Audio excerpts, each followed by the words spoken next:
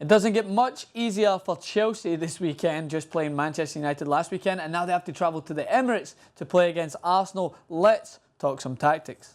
So we're going to start with Chelsea. I want to talk about what they did so well against Manchester United and what they should do against Arsenal to make sure they have the same effect and perhaps sneak another 1-0 win or perhaps get a draw, which they will probably like to do. And then I'm going to move on to Arsenal and what they can do to break down the almost impossible Chelsea at the back. So starting with Chelsea, if you look at their formation from the last game against Manchester United, they go with a 4-2-3-1. A couple of changes that were made in this team were a little bit surprising for people watching. Is that Zuma came into that defensive midfield role, partner Matic, Oscar on the right side of that midfield with Fabregas and Hazard.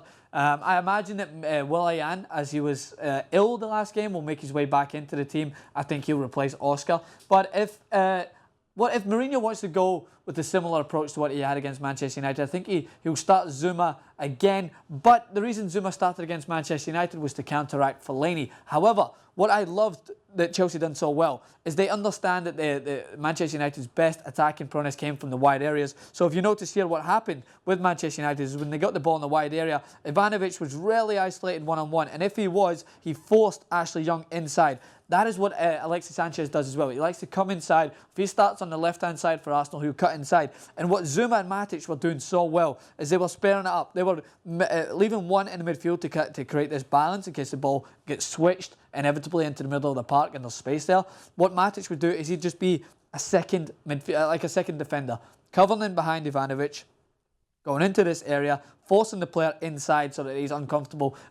Sanchez will cut in. He's obviously strong on his right foot. But if they double him up in there and make sure not to leave Ivanovic isolated, I think Chelsea will cause a lot of problems for Arsenal and make them have to rethink their attack. Arsenal, unlike Manchester United, have a striker who at the moment is hot and fire, Giroud, and will look to get the ball from wide areas into him early into the box and try and cause some issues with Cahill and Terry trying to pick him up. I think that Arsenal will be more effective at doing this than Manchester United because Falcao, we know, is very rusty, didn't hold up the ball as well. But what Chelsea will do from an attacking standpoint is exactly what they did at Stamford Bridge, except it will take a lot more energy because the Emirates Stadium is bigger, is they will hunt in numbers. When the ball, as Arsenal like to pull the ball out from the back, if it finds its way to the right back, Hazard steps up. What either Fabregas will do is he'll come inside, Drogba presses, and what happens is this triangle area, and they always move. They just move together like this. If the ball switches, they'll move. And it's a lot of work for whether it's Fabregas, whether it's Oscar in there, if it's Willian. It's a lot of work, but Chelsea are the absolute best. I'm telling you this.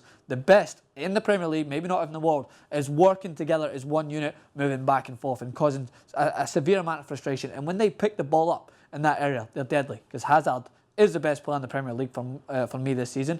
If they get the ball to him and win it in these tight areas and spring a counter-attack, that's the way I think they will defeat Arsenal, and that's what they have to do in order to beat the Gunners. So let's move on to the home team and let's take a look at their formation that they had in their last fixture. So in almost identical fashion to Chelsea, they go with the same formation, a 4-2-3-1. Cazorla does not play that deep, so it almost turns into a 4-1-4-1 sort of thing because Coquelin is the deepest player in their team by far. Cazorla likes to get forward and try and attack. Ramsey will tuck inside. He doesn't play as wide as you think. Ozil will move outside there. So they're very fluent in their movement. When Welbeck plays, what happens, and Welbeck might play because he's very fast and he also closes down, in which they'll have to do to make sure that Chelsea are pinned back. If Welbeck plays, he'll play somewhat like a 4-3-3 with Ozil in this middle of the park. Maybe drop Ramsey in there with Coquelin. Maybe drop Cazorla in there with Coquelin and put Welbeck in the wider areas. But what Arsenal have to do is they have to figure out how to penetrate Chelsea in the back line because Chelsea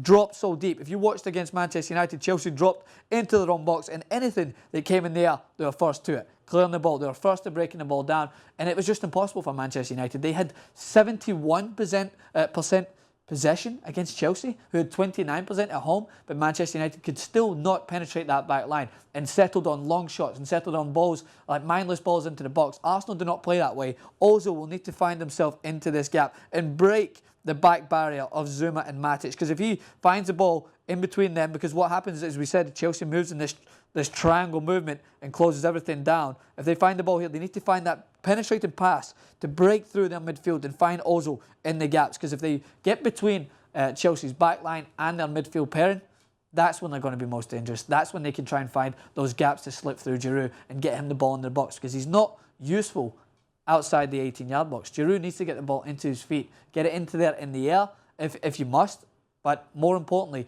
try and push Chelsea, if not back into their line, try and break their back four, because if you sit with them in their own box, Cahill and Terry are two of the best at attacking the ball. With Zuma coming back in there, it's almost impossible if you've got one big man in Giroud to try and find him. It won't work.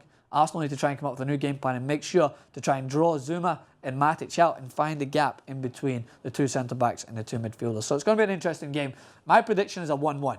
I think at the Emirates Stadium, I think it's going to be a 1-1.